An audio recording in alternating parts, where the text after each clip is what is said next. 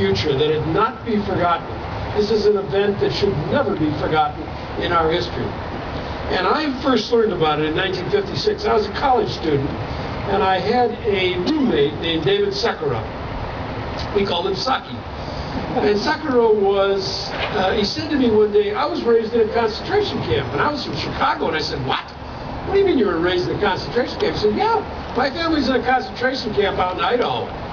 That's when I learned about them. Now, today I made some rubbings up here, and you will find a rubbing for a woman named Misa Sakura. She was the mother of 4 Sakura boys who went off to war. Many of the people were angry at her. David told me this story. He said they were mad at her. They said, you should at least keep one at home. Don't let all 4 go. But she said, America needs them. America needs them. And over here you'll see one of her sons. His name is Chip Sakura.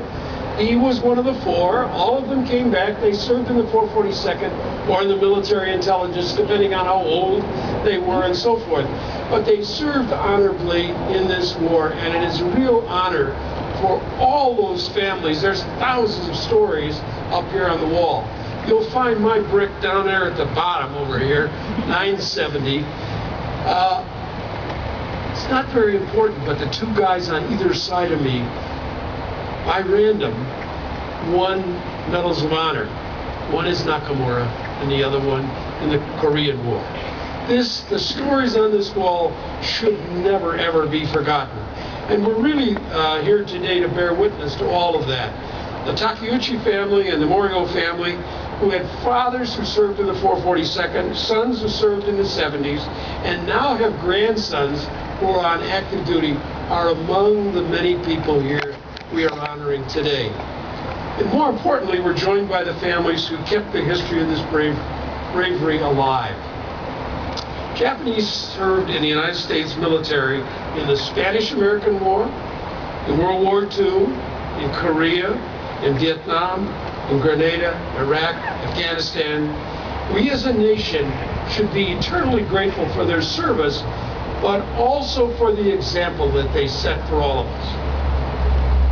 They stand as an example of how we as Americans must stand together, even though sometimes people pick on us or make whatever statements they want to make about us. They still stood and said, this is my country, and I am here to serve it, and I come here, and I intend to do it.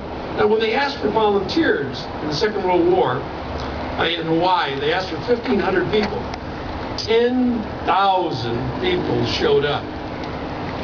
That's hearing your country's call and stepping forward in a way that, if you think about it, how would you have felt?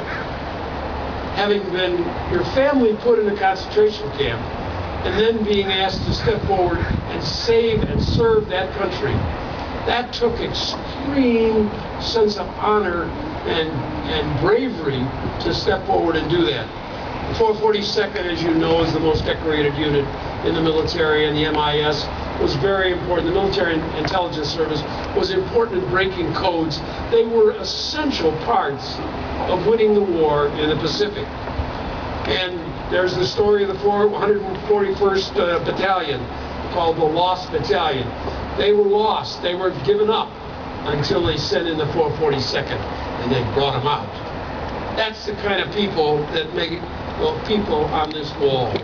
Now, we sometimes forget in this world of instant cameras and Twitter and Flutter and cell phones and all this instant stuff. It's important that there be something where we can go back and look and remember how we got here.